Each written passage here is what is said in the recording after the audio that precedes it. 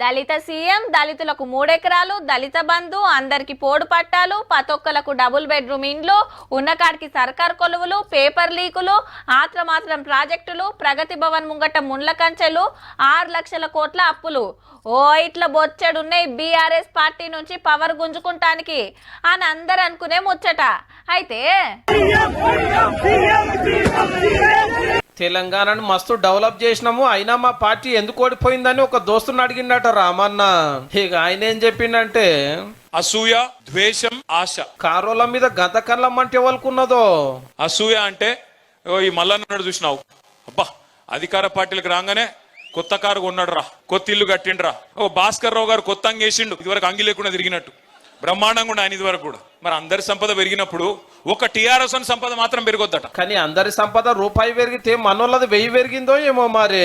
ఇక ద్వేషం ముచ్చటేంది సారు? కేసీఆర్ గారు ఈ రాష్ట్రాన్ని ఆయన కుటుంబం కోసమే తెచ్చుకున్నాడు. ఆయన ఎవరిని కలవడట, అహంకారం అట, కుటుంబ పాలనట, లక్షల కోట్లు దోసుకపోయిందట, దొరలనట, దొరపాలనట అని చెప్పి ద్వేషం నిండే విధంగా కారు పల్చి కొడతానికి 3వ కారణం ఆశనట.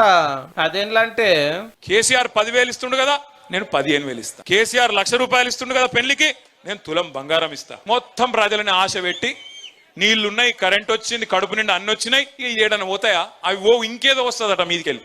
రామన్న లెక్క ప్రకారము ఎట్లా చూసినా తప్పంతా ఓటర్ దేవుళ్ళదే. అంతేగాని 10 ఏళ్ల పార్టీ లీడర్ ఏం సంపాదించుకోలేదు. ఎవరు పోయినా పెద్దసారి ఎదురొచ్చి ఎదుర్కొనేది పబ్లిక్ ఏ తిప్పలు లేకుండానన్నట్టు. మా కార్ టైలర్ గాలి తీసి జనమే ఆగమయ్యారు. మళ్ళా మా ఏలువాడిని తెస్తా అని వచ్చాడు పాదయాత్ర చేస్తారట సారు.